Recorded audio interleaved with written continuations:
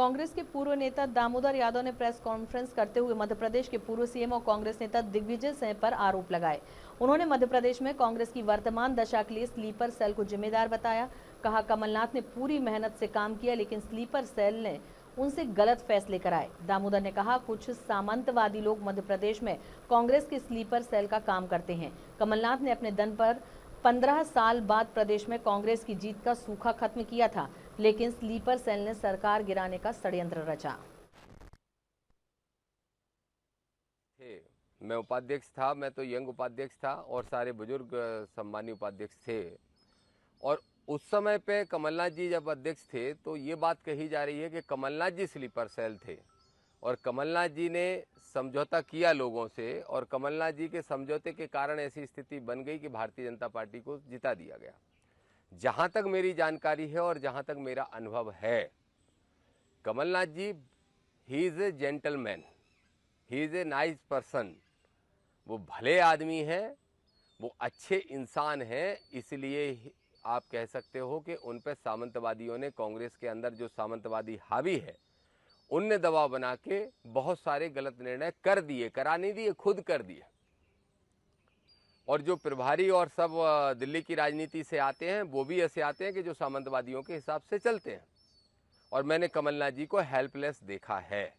मैं एक बात बहुत स्पष्ट तौर पे कहूँगा, जो आदमी इतना बड़ा व्यापार करता हो उसको ना जनता से पैसा कमाने की ज़रूरत है और उसको ना पार्टी के नाम पे पैसा कमाने की आवश्यकता है। मैं 100% श्योर हूँ कि कभी भी किसी भी टिकट की सौदेबाजी, खरीद फरोख्त कमलनाथ जी के द्वारा नहीं हो सकती।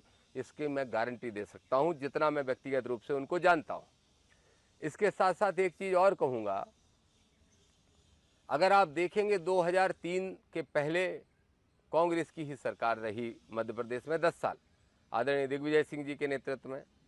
लेकिन जब 2003 में चुनाव हो रहा था, उमा भारती जी बीजेपी से आई, तो दिग्विजय सिंह जी का ही नेतृत्व था और सीटें कितनी आई? 230 में से मात्र 38 सीटें, ओनली 38। उसके बाद फिर 2008 का चुनाव आया, जब नेतृत्व सुरेश पचौरी जी का था, तो फिर 230 में से कितनी सीटें आई? 71, 71। 10 साल हो गए कांग्रेस को वनवास में। उसके बाद फिर चुनाव आता है 2018 का, 2013 का, और 2013 में कांतिलाल भूरिया जी के नेतृत्व में वो अध्यक्ष थे, तब चुनाव लड़ा गया, तो मेरे ख्याल से 58 सीटें आई। ये 15 साल तक लगातार वनवास जब भोग लिया कांग्रेस ने, और जब कांग्रेस की मजबूरी थी तब तो कमलनाथ जी को लाया गया, नहीं तो कमलनाथ जी तो बहुत अच्छी राजनीति राष्ट्रीय स्तर की करते थे, उन्हें आने की आवश्यकता क्या थी? सीधे आदमी हैं, भोले आदमी हैं, क्या बुराई थी उनकी ज्योतिरादित्य सिंधिया जी से? और कहाँ सिंधिया जी ऊर्जावान नेता नहीं थे? निश्चित रूप से थे, मध्य प्रदेश के अंदर काम कर रहे थे, ग्वालियर चंबल में अच्छा परिणाम भी दिया था। तौर पर कहना चाहता हूँ, मैं अपने किसी शब्द से मुकरने को तैयार नहीं, जो मैंने कहा उस पर कायम हूँ। लेकिन ये बात क्लियरिफाई करना जरूरी था कि कमलनाथ जी का कोई अपराध ना था, ना अभी भी है। अब बात आती है 2023 में क्यों हार गए, कि किसी एक दो व्यक्तियों की बातें बहुत ज़्यादा मानने की आवश्यकता नहीं है।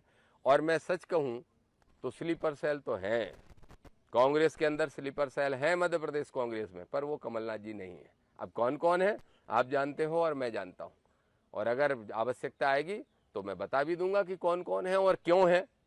तार्किक बात करूंगा कि क्यों हैं, कौन है, कैसे हैं, ये सब सिद्ध करने का काम करूंगा। ये बात मुझे स्पष्ट करनी थी। कोई ऐसा नहीं है कमलनाथ जी का मेरे ऊपर, इतना काम मैंने उनके साथ किया, मैं दावेदारी मेरी इतनी मजबूत थी। मेरा दोष भी क्या था, क्यों मेरा विरोध पार्टी के अंदर हुआ? क्योंकि राहुल गांधी जी और खड़गे साहब जो कह रहे थे कि संख्या के अनुपात में भागीदारी दी जाएगी, तो मैंने